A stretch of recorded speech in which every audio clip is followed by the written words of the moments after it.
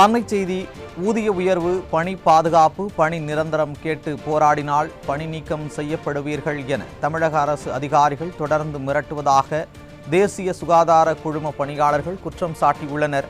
சென்னை எழும்பூர் ராஜரத்னம் விளையாட்டு அரங்கம் அருகே மாபெரும் போராட்டம் நடைபெறுவது குறித்த விவரங்களை செய்தியாளர் கோபாலகிருஷ்ணன் வழங்க கேட்கலாம். வணக்கம் கோபாலகிருஷ்ணன், கூடுதல் விவரங்களை வழங்கலாம். வணக்கம். தமிழக அரசு இந்த சுகாதாரத்துறையின் கீழ் கொண்டு வரப்படும் திட்டங்களில் பணியாற்றி வருபவர்கள் தான் இந்த தேசிய நலவாழ்வு குழுமத்தின் கீழ் உள்ள 2500க்கும் அதிகமான பணியாளர்கள்.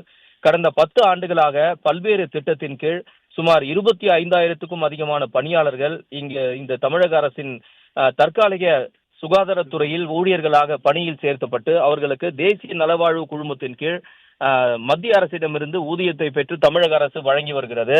ஆனால் கடந்த 4 ஆண்டுகளாக, அதாவது கடந்த 2021ஆம் ஆண்டு அதிமுக ஆட்சியின் போது இவர்களுக்கு ஊதியம் உயர்வு அளிக்கப்பட்டதாகவும், அதன் பின்னர் ஆட்சிக்கு வந்த திமுக அரசு 4.5 ஆண்டுகளாக தங்களுக்கு இதுவரை ஊதியம் உயர்வு வழங்கவில்லை, பணி பாதுகாப்பு வழங்கவில்லை என்பன உள்ளிட்ட பல்வேறு அம்ச கோரிக்கைகளை வலியுறுத்திதான் தற்போது இந்த தேசிய நலவாழ்வு குழுமத்தின் சுகாதார பணியாளர்கள் மாபெரும் போராட்டத்தை நடத்தி வருகின்றனர். குறிப்பாக தமிழக அரசு கொண்டு வந்த இந்த இல்லம் தேடி மருத்துவம், அதே போன்று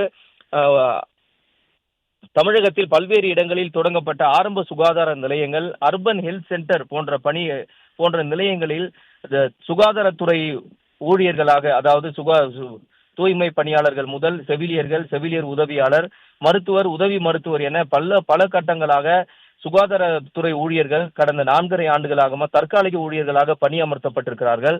இவர்களுக்கு ஊதிய உயர்வோ, பணி பாதுகாப்போ அல்லது வாரந்தோறும் கொடுக்கப்படும் விடுப்புடன் கூடிய ஊதியம் போன்ற எந்த விதமான அடிப்படை சலுகைகள் இல்லாமல் தாங்கள் கடந்த 4.5 ஆண்டுகளாக பணியாற்றி வருவதாகவும், தங்களது கோரிக்கையை நிறைவேற்றி தமிழக அரசிடமோ அல்லது சுகாதாரத்துறை அமைச்சரிடமோ சென்று முறையிட முயன்றால் அதற்கு தமிழக சுகாதாரத்துறை எந்த விதமான நடவடிக்கையும் எடுப்பதில்லை என்பதுதான் இவர்களது வேதனையாக இருக்கிறது. ஏற்கனவே இது தொடர்பாக கண்டன ஆர்ப்பாட்டங்களை நடத்தியும் எந்த விதமான நடவடிக்கையும் எடுக்காததால் இன்று அறவழி போராட்டத்தை தொடங்கி இருப்பதாக இந்த சங்கத்தினர் எச்சரித்து உள்ளனர்.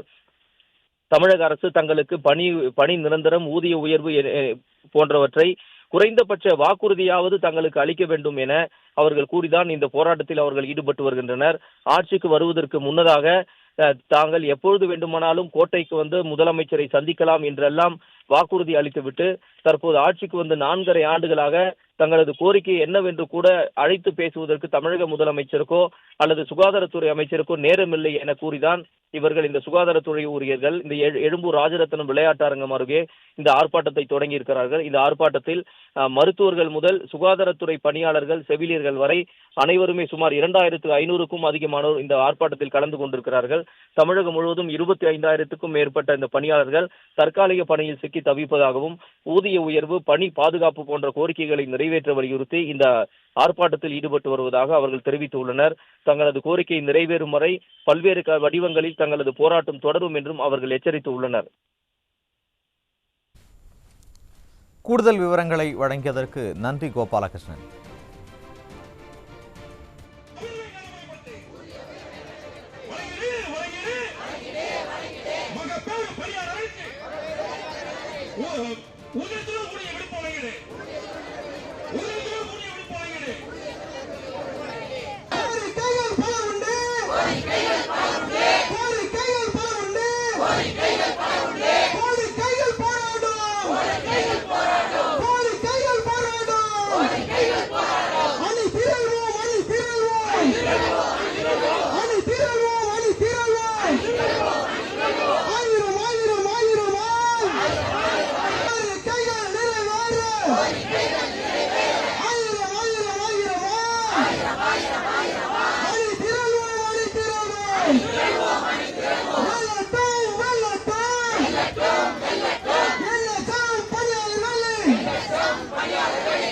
நவம்பர் மாதம் சுவாமி சிவானந்தா சாலையிலே எங்களுடைய வாழ்வாதார கோரிக்கைகளை முன்னிறுத்தி ஒரு நாள் காத்திருப்பு போராட்டத்தினை முன்னெடுத்தோம். அதனைத் தொடர்ந்து என்கச்சம் தேசிய நலவாழ்வு குழுமம் என்று சொல்லப்படுகிற என்கச்சம் திட்டத்தின் கீழ் பணியாற்றக்கூடிய தோழமை சங்கங்கள் தனித்தனியாக அவர்களுடைய கோரிக்கைகளை முன்வைத்து போராட்டத்தை முன்னெடுத்தனர். எந்த ஒரு கோரிக்கையும் அதிகாரிகளால் பரிசீலனை செய்யப்படவில்லை. எங்களுடைய கோரிக்கைகள் விவரம் ஏதும் மாண்புமிகு அமைச்சர் அவர்களுக்கும் மாண்புமிகு முதலமைச்சர் அவர்களுக்கும் கொண்டு செல்லப்படாதது போன்ற ஒரு தோற்றம் எங்களுக்கு உறுதி செய்யப்பட்டதனால் இன்றைய தினம் தமிழ்நாடு முழுவதும் பணியாற்றக்கூடிய அனைத்து துறை என்கச்சம் பணியாளர்களும் ஒன்று கூடி இந்த போராட்டத்தை முன்னெடுத்துள்ளோம்.